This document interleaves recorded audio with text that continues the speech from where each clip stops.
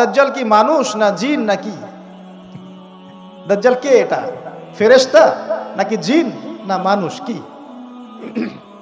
এটাও একটা প্রশ্নের বিষয়। কিভাবে দেখুন, আল্লাহ নবী সাল্লাল্লাহু আলাইহি ওয়াসাল্লাম বলছেন নূহ আলাইহিস সালামের সময়ও নূহ আলাইহিস সালাম তার কওমকে দাজ্জাল সম্পর্কে সতর্ক করেছেন। তার মানে পৃথিবীর সূচনা থেকে সে পৃথিবীতে ছিল এবং সে বের হবে শেষ জামানায়, এবং বের হয়ে সে তার অনুসারীদেরকে নিয়ে বিশ্বটাকে শাসন করবে। তার মানে অনেক লম্বা একটা হায়াত সে পেয়েছে। কোন জাতি এত লম্বা হায়াত পায় বলেন তো? কোন জাতি মানব জাতিকে এত লম্বা হায়াত পায়? একটা মিস্টেরিয়াস ক্যারেক্টার দাজ্জাল। সে কি?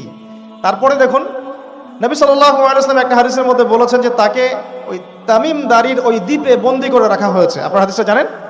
দ্বীপে বন্দী থাকা অবস্থায় তাকে সাহাবীরা দেখেছেন অনেক বিশাল আকৃতিতে, ঠিক আছে? এবং সাহাবীদেরকে সে প্রশ্ন করছিল, তামিম দারিকে প্রশ্ন করছিল যে বাইসানের খেজুর বাগানে খেজুর কি ধরে? বলে হ্যাঁ ধরে। সে বলছে অচিরেই আর ধরবে না। তারপরে বলছে তাবারিয়া হ্রদে কি পানি আছে? সাহাবীরা বলছেন আছে। বলছে অচিরেই পানি থাকবে না। তোমাদের ওই উম্মি নবীর কি খবর? তখন সাহাবীরা বলছেন যে তিনি মক্কা থেকে মদিনায় হিজরত করে এসেছেন, বদরের যুদ্ধ হয়েছে, বালতির মতো তার অবস্থা, একবার এদিকে পাল্লা ভারী হয় একবার এদিকে পাল্লা ভারী হয়। মানে বদরে জিতেছেন, উহুদে বিপর্যস্ত হয়েছেন। তখন এই ব্যক্তি বলছে যে তোমাদের জন্য উত্তম হবে ওই ব্যক্তির অনুসরণ করা। দাজ্জাল এই কথা বলছে, তোমাদের জন্য উত্তম হবে ওই উম্মি নবীর অনুসরণ করা। তখন সাহাবীরা জিজ্ঞাসা করছেন আপনি কে? তো সে বলছে যে আমি হচ্ছি দাজ্জাল। আমাকে অচিরেই এখান থেকে মুক্ত হওয়ার অনুমতি দেয়া হবে, তখন আমি এই পৃথিবীটাকে শাসন করব। এখানে সাহাবীরা দেখে আসছেন, যারা দেখে আসছেন তারা পরে ইসলাম কবুল করেছেন। তখন তারা মুসলিম ছিলেন না, খ্রিস্টান ছিলেন। কথা বুঝতে পারছেন? আর এখানে আমরা তাকে একটা বিশাল দেহি দেখলাম, শিকল দিয়ে বন্দী। আবার নবী সাল্লাল্লাহু আলাইহি ওয়াসাল্লাম একদিন মদিনার মধ্যে উমর রাদিয়াল্লাহু আনহুকে নিয়ে হাঁটছেন, সহিহ মুসলিমে আছে। খবর পাওয়া গেল যে মদিনায় একটা যুবক ছেলে আছে, ইহুদি মায়ের সন্তান একটা যুবক ছেলে, যার চুলগুলা কোকড়ানো, চোখটা একটু ফোলা, যার আলামতগুলা দাজ্জালের সাথে মিলে যাচ্ছে। তখন নবী সাল্লাল্লাহু আলাইহি ওয়াসাল্লাম ওমর ইবনুল খাত্তাবকে নিয়ে ওদের বাসায় গেলেন। দেখলেন খেজুর বাগানে সে বসে আছে, মনোযোগ দিন। এবার নবীজি গিয়ে বললেন যে তুমি কি দেখো? সেই ছেলেটা বলছে আমি আরশ দেখি। আরশ বোঝেন? সিংহাসন। কোথায় তোমার আরশ? সেই ছেলে বলছে পানির উপরে। কোথায়? পানির উপরে। নবীজি বলছেন তুমি তো তাহলে শয়তানকে দেখো। নবীজি বলছেন তুমি কি বিশ্বাস করো যে আমি শেষ নবী?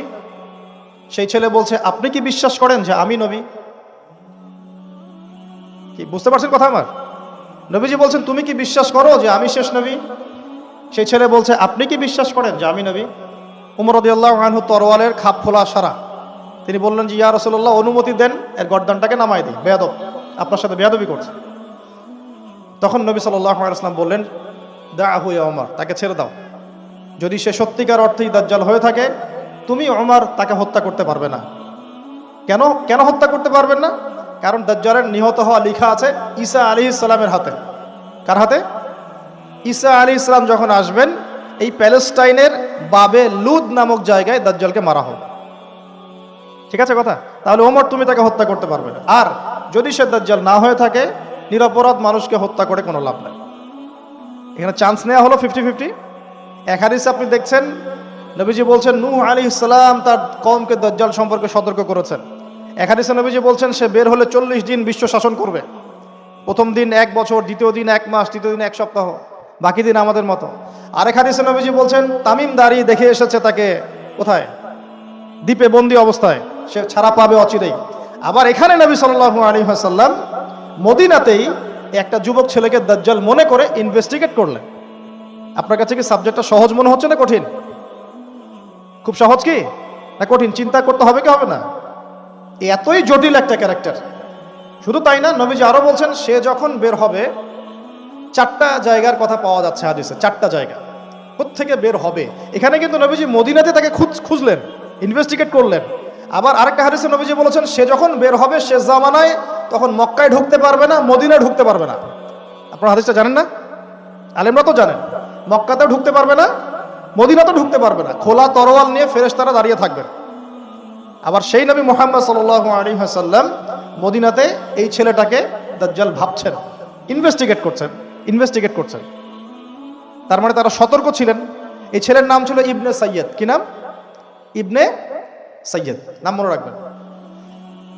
এও একটা বিস্ময়কর ক্যারেক্টার।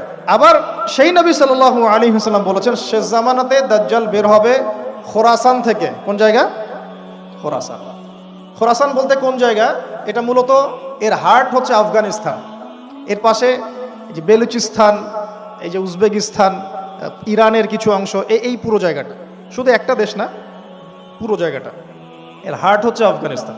খোরাসান থেকে বের হবে। আরেক হাদিসে নবীজি বলছেন সে ইস্পাহান থেকে বের হবে। কোন জায়গা? ইস্পাহান এখন ইরানে। ভৌগোলিক বিষয়ে যখন তখন চেঞ্জ হয়ে যায়, হয় কি না? আগে কি ইরাক ইরান এরকম পার্ট ছিল? আগে কি এভাবে এই 52টা দেশের ভাগ ছিল? লেবানন, জর্ডান, সৌদি আরব, ইরাক ইরান এরকম ভাগ ছিল না? এক অঞ্চল ছিল শাম, একটা হেজাজ, একটা নজদ, এরকম আর কি ভাগ ছিল। তো এটা চেঞ্জ হয়। ওই হাদিসে আসছে ইস্পাহান থেকে একটাতে, আরেকটাতে আসছে ইরাক এবং শাম। শাম বলতে বোঝাচ্ছি এই পুরো প্যালেস্টাইন, লেবানন, জর্ডান, পুরো অঞ্চলটাই শাম। আর ইরাক তো আপনারা জানেন। ইরাক এবং শামের মাঝখানের একটা রাস্তা থেকে বের হবে। 3টা জায়গা। আরেকটা 4 নাম্বার খাল্লা নামে একটা জায়গা থেকে সে বের হবে। আর এই খাল্লা আপনি গুগলে সার্চ দিয়ে পাবেন না। গুগলের সাথেও দাজ্জালের অনুসারীদের একটা সম্পর্ক আছে, আপনার ফেসবুকের সাথেও আছে, প্রযুক্তিগুলোর সাথেও আছে, নিউক্লিয়ার ওয়েপন্সের সাথেও আছে, বর্তমান ব্যাংকিং সিস্টেমের সাথেও আছে, এবং বর্তমান গ্লোবাল পলিটিক্যাল অ্যাফেয়ার্সের সাথেও দাজ্জালের অনুসারীদের সরাসরি সম্পৃক্ততা আছে। আমি বলি নাই দাজ্জালের সম্পৃক্ততা আছে, দাজ্জালের অনুসারীদের সরাসরি সম্পৃক্ততা আছে। ওই যে 4টা জায়গার কথা বললাম, সে বের হবে ইত্যাদি ইত্যাদি। এবার সে মানুষের রূপ ধরে আমাদের সমাজে প্রবেশ করবে এবং তার অনুসারীদেরকে নিয়ে ম্যাসাকার করা শুরু করবে। কিন্তু মুসলিমদের মধ্যে একটা বাহিনী শেষ পর্যন্ত তার সাথে যুদ্ধ করতে থাকবে, শেষ পর্যন্ত। লা তুকাতিলুনাল ইয়াহুদ। এমনকি গাছের পিছনে ওরা লুকালেও আল্লাহ নবী বলছেন যে গাছ পাথর কথা বলবে আমার পিছনে আছে, এসো মেরে যাও। হতে হতে হতে হতে যখন মুসলিমরা একটু কোণঠাসা, আল্লাহ পাক পাঠাবেন আসমান থেকে ওই মাসিহকে, যে মাসিহকে তারা চিনতে পারে না। আর ওরা যাকে মাসিহ মনে করছে, তাহলে এই মাসিহটা কে? এ মিথ্যা মাসিহুদ দাজ্জাল। কথা বুঝতে পারছেন? তাহলে সবচেয়ে বড় প্রতারণার শিকার কারা হচ্ছে? এই ইহুদিরাই। এই বিশ্বের সবচেয়ে বড় প্রতারণার শিকার তারাই হচ্ছে। মাসিহুদ দাজ্জাল ওদেরকেই প্রতারণা করছে। বুঝতে পারেননি কথা? ওদের সাথেই সবচেয়ে বড় প্রতারণা হচ্ছে। ওরা মনে করছে এই সত্যিকারের মাসিহ, সে আসলে আমরা বিশ্ব রুল করব। সে সত্যিকারের মাসিহ নয়। ঈসা ইবনে মারিয়াম আসবেন কিভাবে সেটাও এসেছে। 2 জন ফেরেশতার কাঁধে ভর দিয়ে তিনি নামবেন শাম অর্থাৎ সিরিয়ার দামেস্ক শহরের মধ্যে। কোন শহর? দামেস্ক। এই জায়গাগুলো খুব বরকতময়। আল্লাহ নবী দোয়া করেছেন, আল্লাহ শামে বরকত দাও, আল্লাহ ইয়েমেনে বরকত দাও, আল্লাহ শামে বরকত দাও, আল্লাহ ইয়েমেনে বরকত দাও। আর মুসলমানরা বলছিল আল্লাহ রসুল আমাদের নজদেও বরকত দিতে বলেন, আমাদের নজদেও বরকত দিতে বলেন। আল্লাহ নবী বলছেন যে নজদে বরকত না, বরং ওখান থেকে ভূমিকম্প বের হবে, ওখান থেকে শয়তানের শিং বের হবে। চিন্তা করে, ওই যে বললাম নাজদিরা তুর্কিদের বিরুদ্ধে যুদ্ধ করেছিল, অটোম্যান এম্পায়ারের বিরুদ্ধে যুদ্ধ করেছে ব্রিটেনের সাথে হাত মিলিয়ে। ওরাই এখন সারা বিশ্ব, বাংলাদেশে এদের লেসপেন্সার আছে বহুত, বাংলাদেশে এদের বহুত লেসপেন্সার আছে। তারা বলে, ওই যে দেখবেন যে যখনই আমরা এগুলো নিয়ে আপনাদেরকে সচেতন করতে চাই, বলে এরা তো খারাজি হয়ে গেছে, উগ্র হয়ে গেছে, এই হয়ে গেছে, সেই হয়ে গেছে। এভাবে করে গভর্নমেন্ট প্রশাসন সবার কাছে আমাদেরকে বিতর্কিত করার চেষ্টা করে। অথচ আমরা কি কারো শত্রু? আমরা কি এই আলোচনাগুলো করে ওয়ার্ল্ডের প্রেক্ষাপট বদলাতে পারবো? পারবো না। কিন্তু আমাদের প্রজন্মকে আমরা জানাতে তো পারবো, যাতে তারা আত্মবিশ্বাসী হয়ে গড়ে ওঠে যে আমরা এই নতজন মনোভাব নিয়ে পৃথিবী থেকে যাবো না ইনশাল্লাহ। আমরা পৃথিবী থেকে মাথা উঁচু করেই যাবো ইনশাল্লাহ। মুসলিমদের হাতেই বিশ্বের বিজয় লেখা আছে। আস্তে আস্তে বিশ্ব ওদিকে যাবে, এটা তো ওদেরকে জানতে হবে। আমরা তাদেরকে জানাচ্ছি মাত্র। তো নাশ থেকে বের হবে শয়তানের শিং, এটা বলা হয়েছে। যাই হোক, এখন ঈসা ইবনে মারিয়াম আসবেন এই সিরিয়ার দামেস্ক। চুল দিয়ে টপ টপ করে পানি পড়তে থাকবে, মুক্তা ঝরছে এরকম পানি। তার নিঃশ্বাস যতদূর পর্যন্ত যাবে ততদূর পর্যন্ত কাফেররা মরতে থাকবে। সুবহানাল্লাহ। এমনকি তিনি খুঁজতে খুঁজতে দাজ্জাল পর্যন্ত আসবেন, দেখবেন যে মুসলিমদেরকে অবরুদ্ধ করে রাখা হয়েছে, বলবেন দরজা খুলে দাও, নামাজের ওয়াক্ত হবে, আজান দেওয়া হবে, ফজরের ওয়াক্ত। ভাই আমরা যদি ফজর মিস করি আমরা আসলে ওই বাহিনীতে যোগ দিতে পারবো না, বেঁচে থাকলেও জানি না আমরা অত বছর থাকবো কিনা পৃথিবীতে, আল্লাহই ভালো জানেন, এটা আমরা জানি না। কিন্তু এই বিজয় সুবহে সাদিকের সময় লেখা আছে, আজান হয়ে যাবে, ইমামুল মাহদি তাকে বলবেন ইমামতি করুন আপনি। ঈসা ইবনে মারইয়াম বলবেন না, এই উম্মতের জন্য ইমামতির অধিকার দেয়া হয়েছে। বলেন সুবহানাল্লাহ। তিনি ইমামতি করবেন না, বরং মুক্তাদি হবেন। দরজা খুলে দাও, নামাজ শেষে দরজা খুলে দেওয়া হবে। দাজ্জালকে খুঁজতে খুঁজতে খুঁজতে এই প্যালেস্টাইন, এই জেরুজালেমের বাবে লুদ নামক জায়গায় তিনি পৌঁছাবেন। সেখানে দেখবেন মাসিহুদ দাজ্জাল আছে। দাজ্জাল তাকে দেখার সাথে সাথেই লবণের মতো গলতে শুরু করবে। সেখানে তিনি তাকে হত্যা করবেন। একজন একজন করে এই সন্ত্রাসী যারা এখন এই নিরীহ মানুষদেরকে হত্যা করছে, এদেরকে হত্যা করা হবে একজন একজন করে, একজনকে ছাড়া হবে না। আমি জন্য বলছি, মন থেকে বলছি, এই যে এক একটা আমাদের বাচ্চা, আমার এক একটা বাচ্চার রক্তের প্রতিশোধ নেওয়া হবে ইনশাআল্লাহ। আমাদের এক একটা বোনের ইজ্জতের প্রতিশোধ নেওয়া হবে ইনশাআল্লাহ। এক একজন ভাইকে যে বুলেট ছোড়া হয়েছে এর প্রতিশোধ নেওয়া হবেই হবে ইনশাআল্লাহ। কে নিবেন? ওই যে বললাম, আপনি পারছেন না, আপনি হয়তো বলছেন দোয়া করছেন, এতটুকু পর্যন্তই। ইনশাআল্লাহ তাআলা আল মাহদি আর ঈসা ইবনে মারইয়াম সেটা করে দেখাবেন। তারপরে সেখান থেকে তিনি ইসলামী খেলাফা রিস্টোর করবেন। 40 বছর তিনি পুরো বিশ্বকে শাসন করবেন। কত বছর? তখন অবস্থা এত সুখ সমৃদ্ধির হবে, একটা ডালিমের খোসার নিচে একটা পরিবার আশ্রয় নিতে পারবে। একটা ডালিম দেখেছেন কতটুকু? এটা বড় হবে, বড়, এর নিচে আপনি ঢুকতে পারবেন, এত বড় ফল হবে, উর্বর হবে মাটি, সবুজ শ্যামল, বৃষ্টিপাত বেশি হবে, এগুলো হতে থাকবে। এর মাঝখানে আবার ইয়াজুজ মাজুজ বের হবে। ইয়াজুজ মাজুজ বের হওয়ার পরে পৃথিবী ম্যাসাকার করবে। তারা এমনভাবে পৃথিবীতে ম্যাসাকার করবে যে ঈসা আলাইহিস সালাম এবং তার অনুসারীরা তুর পাহাড়ে গিয়ে লুকাবেন, আত্মগোপন করবেন, এবং তাবারিয়া হ্রদের পানি তারা খেয়ে ফেলবে। পরের দল এসে বলবে কোনো এক সময় মনে হয় এখানে পানি ছিল, মানে পানি সব খেয়ে সাবার করে ফেলবে। কথা বুঝতে পারছেন? ঈসা আলাইহিস সালাম দোয়া করবেন, আল্লাহ এই আযাব থেকে আমাদেরকে তুমি বাঁচাও।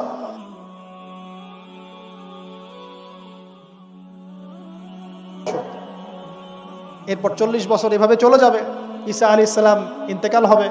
তারপরে হাদিসে আসছে মানুষ আবারও খারাপ হওয়া শুরু করবে। এত খারাপ হবে, এত জঘন্য হবে যে আল্লাহ শব্দটা বলার মতো একটা মানুষ আর পৃথিবীতে থাকবে না। একটা মিষ্টি মৃদু একটা বাতাস আসবে, এই বাতাস মুমিনদের বগলের নিচ দিয়ে প্রবাহিত হবে, এবং যার অন্তরে এক সরিষা দানা পরিমাণ ঈমান আছে ওই বাতাসে তার জান কবজ হয়ে যাবে। বাকি থাকবে সব এই যে গরু ছাগল হাঁস মুরগির মতো মানুষ, গবাদি পশু। আল্লাহ বলার মতো মানুষ নাই, রাস্তা মরে মরে জেনা করবে। এটা আরো অনেক পরের কথা, অনেক পরের কথা। আমরা ওই যুগ দেখতেও চাই না, বাঁচতেও চাই না ওই যুগে, তাই না ভাই?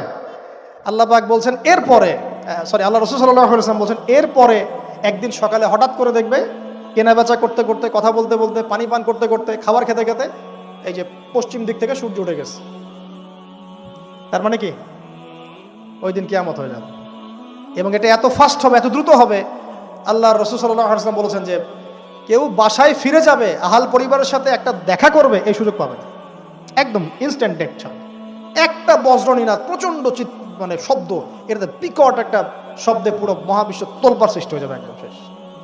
এই হলো সিঙ্গার প্রথম ফুক, শেষ, সব ডেট। এই যে আমাদের এত বাহাদুরি, এত কিছু সব শেষ, মানে পৃথিবী আস্তে আস্তে ওর শেষের দিকে যাচ্ছে। এগুলো ভাই বিশ্বাস করেন, পৃথিবীর সমস্ত সংগঠন, জালেম, কাফের, ফাসেক, মুশরিক, মুনাফিক যা আছে পৃথিবীতে একত্রিত হয়েও এই সত্যটাকে কেউ টলাতে পারবে না। আমরা সারা মুসলমানরা মিলেও যদি এই সত্যটাকে টলাতে চাই, পারবো না। মানে আস্তে আস্তে আলটিমেট গোল এটাই পৃথিবীর। এরপরে কিয়ামত, তারপরে তো আপনারা জানেন কি হচ্ছে,